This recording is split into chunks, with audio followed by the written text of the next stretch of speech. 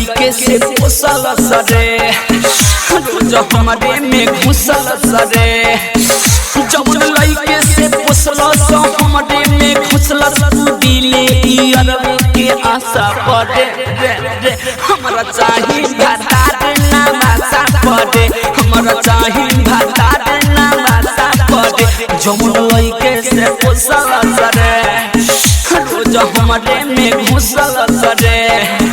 जमुन लइके से पोसल स हमारे में घुसल तू दिले अरब के आशा पड़े रे हमरा चाही भातार ना भाषा पड़े हमरा चाही भातार ना भाषा पड़े हमरा चाही भातार ना भाषा पड़े रीगा सीतामढ़ी ना भाषा पड़े हमरा चाही भातार ना भाषा पड़े हमरा चाही भातार ना भाषा पड़े ना भाषा पड़े हाँ नहियर ना कबहू छोड़ बड़े अरब के भले अधोर बड़े अरब के भले अधोर बड़े हाँ मरद मिली चोख चाहे बड़े कोइले बानी अरब से भरे लागी केतनो दहेज भल रे सोची टेंशन से देह बोल रे लागी केतनो दहेज बाकी टेंशन से देह बोले चढ़ी कहिया भाषा पड़े रे रे हमरा चाही भातार ना भाषा पड़े हमरा चाही भातार ना भाषा पड़े हमरा चाही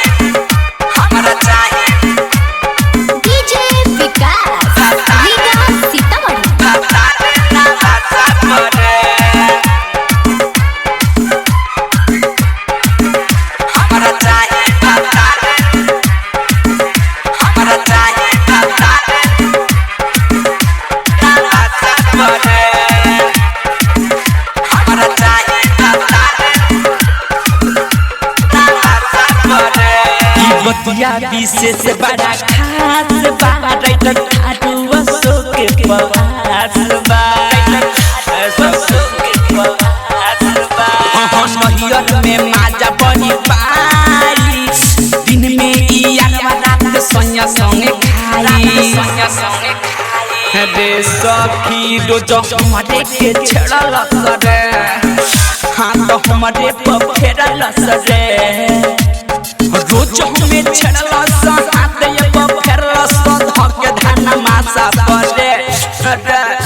रे हमरा चाही भातार ना भाषा पड़े हमरा चाही भातार ना भाषा पड़े जमुन लइके से पोसल सरे रोज हमारे में घुसल सरे जमुन लइके से पोसल स हमारे में घुसल तू दिले